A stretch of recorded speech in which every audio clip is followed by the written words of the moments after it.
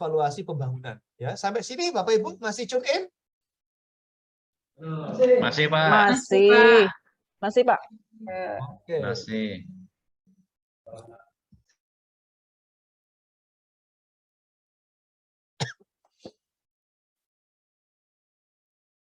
Yang pertama, koridor waktu penyajian. Ya, pelaporan itu bisa disajikan berdasarkan koridor waktu. Ya, jadi bisa disajikan pada saat kita melakukan identifikasi kebijakan. Bisa disajikan pada saat kita merumuskan kebijakan. Bisa disajikan pada saat kita melakukan adopsi legitimasi kebijakan. Bisa disajikan pada saat kita melakukan pemantauan pengendalian. Bisa disajikan pada saat kita melakukan evaluasi hasil pelaksanaan. Jadi ada lima koridor waktu, ya, 5 koridor waktu, Bapak Ibu. Nah, ini sekaligus juga bisa diterapkan untuk para JFP yang terlibat dalam evaluasi RPJPD. Jadi nanti pertama langkah yang Anda lakukan adalah mengidentifikasi dulu mana yang harus dievaluasi. Nah, laporannya adalah laporan identifikasi rencana evaluasi RPJPD per sektor. Ya, sektor-sektornya apa aja yang akan dievaluasi di dalam RPJPD itu.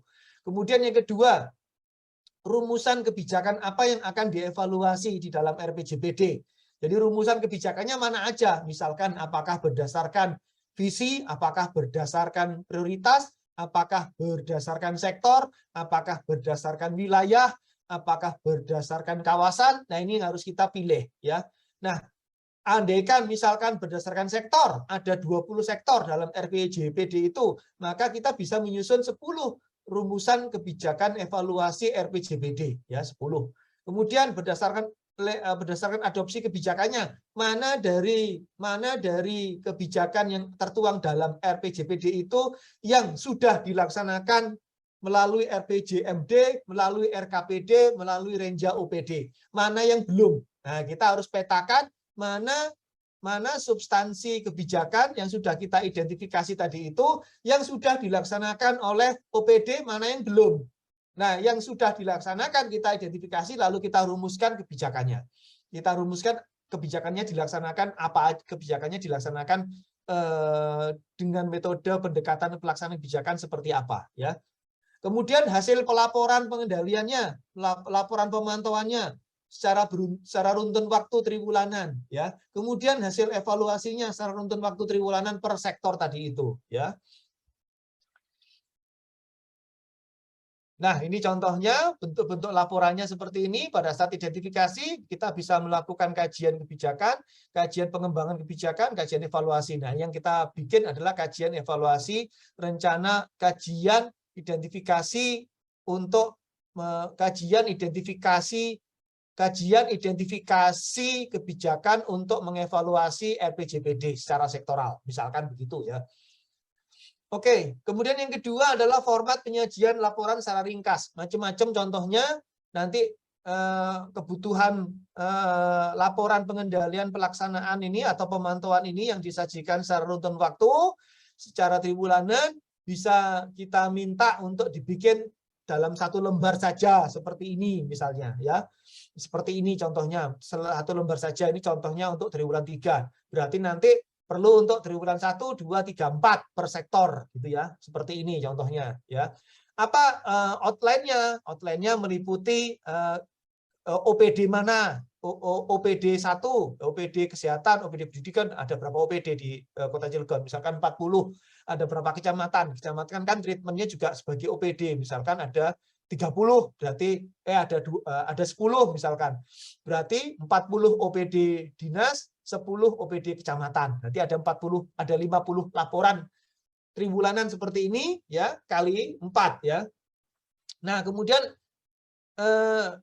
analisisnya juga berdasarkan analisis pencapaian dari OPD itu, ya, sesuai dengan sektornya itu, ya. Kemudian laporan kedua adalah laporan proyek strategis. Apabila di dalam OPD tersebut juga mengerjakan proyek strategis daerah, ya, jadi dia bertanggung jawab bukan sekedar kegiatan reguler, tapi juga bertanggung jawab pada pelaksanaan proyek strategis daerah, maka OPD tersebut juga diminta untuk melakukan pelaporan dalam satu lembar hasil pelaksanaan proyek prioritas daerah yang menjadi tanggung jawab OPD tersebut. Kemudian apabila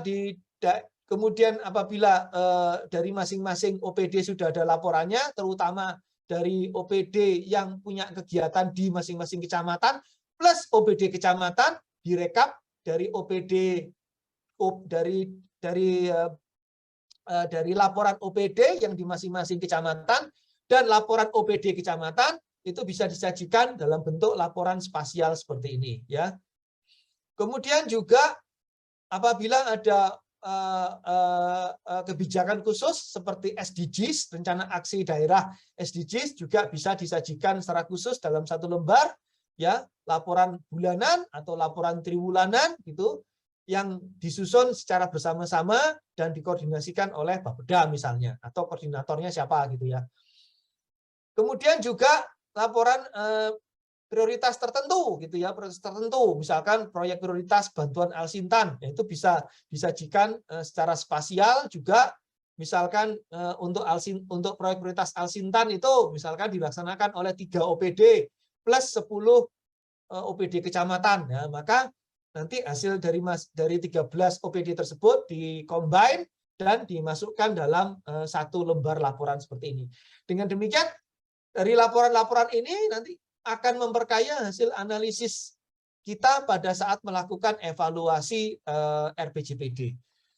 Termasuk juga Bapak Ibu melakukan evaluasi apabila ada proyek prioritas atau ada kegiatan yang bersumber secara khusus dari hutang atau dari hibah luar negeri. Itu perlu disajikan secara tersendiri. Kalau ada proyek atau kegiatan yang termasuk dalam nawacita gitu ya, silahkan ini tambahan atau nawacita lokal gitu ya, nawacita di Kota Cilegon apa gitu ya, misalkan Tricita boleh, silahkan, itu bisa dibikin lagi, dikelompokkan lagi. Nah seperti ini itu penting pengelompokan berdasarkan konten lokal ini. Kenapa? Untuk melihat apakah apabila ada visi misi di dalam RPJPD itu kita bisa menjawab realisasi belanjanya berapa sih, pelaksanaan kebijakan visi misi lokal tersebut, nah gitu ya. Lalu berapa sih dampaknya terhadap pencapaian target fisik, terhadap pencapaian target impact atau target outcome dari RPJPD itu, ya. Nah ini adalah contoh-contoh 34 laporan yang pernah saya susun gitu ya, dan saya kira ini bisa dilakukan oleh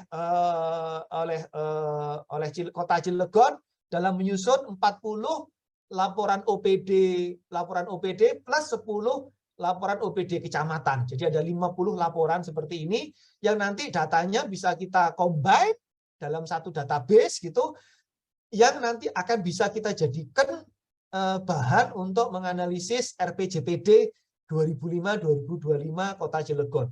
Nah, kalau nggak ada data tersebut, kita nggak akan bisa mengevaluasi RPJPD. Ya, jadi ini dulu yang harus ada.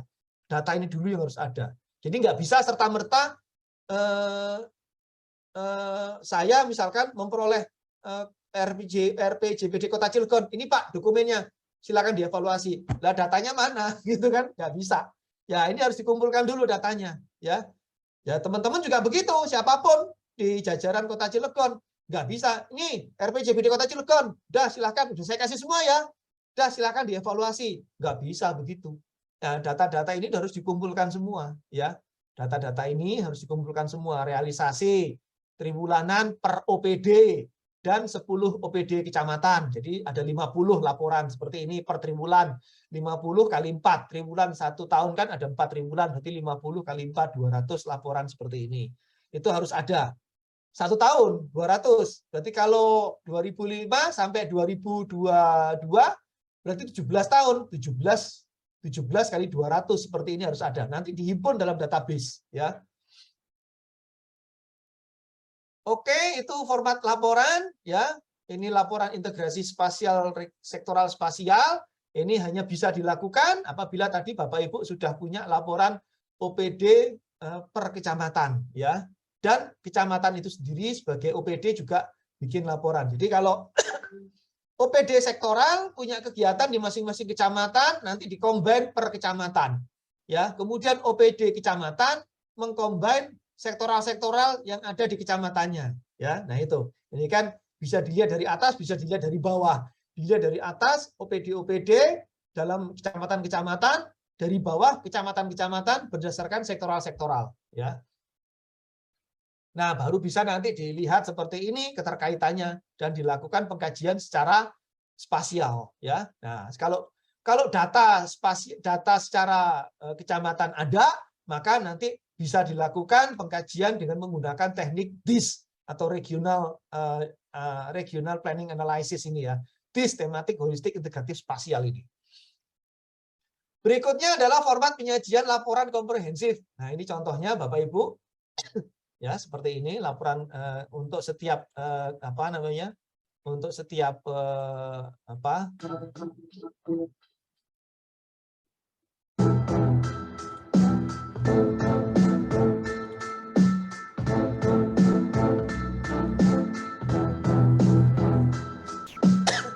Nah, ini juga sudah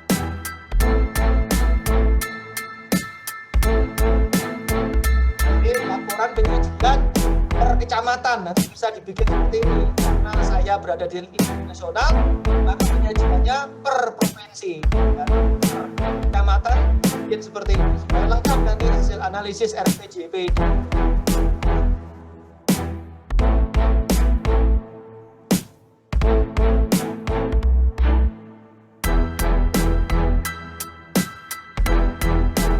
Nah, ini adalah sektor-sektor yang ada di setiap kecamatan itu digambarkan oleh OPD kecamatan. Ya, sektor di kecamatan itu, sektor pendidikan di kecamatan itu, sektor transportasi kendaraan di kecamatan itu, sektor pembangunan jalan di kecamatan itu, lalu dilakukan analisis. Nah, ini analisisnya menggunakan analisis spasial, ya, analisis DIS.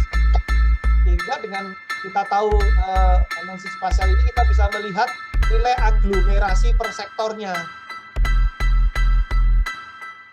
Nah, ini kita menggunakan model logika dalam melakukan analisis terhadap dampaknya. Ya. Sehingga kita bisa mengetahui apakah setiap input kecamatan itu mampu berdampak sesuatu pada kecamatan itu. Ya.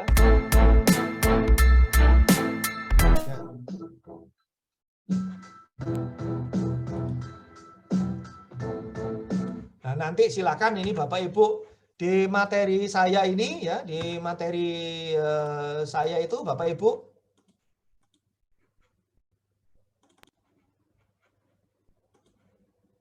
di materi saya nanti Bapak Ibu silakan ini diklik di gambar Provinsi Maluku, diklik di Provinsi Maluku Utara ini ya, diklik di Provinsi Gorontalo ini akan keluar materi-materi dalam sebagai contoh untuk menyusun laporan OPD kecamatan ya. Jadi ini laporan penyajian laporan secara komprehensif itu disajikan menurut wilayah gitu ya. Ini. Nah, berikutnya nomor 7 yang ketujuh materi yang ketujuh Bapak Ibu adalah prosedur evaluasi pembangunan ya.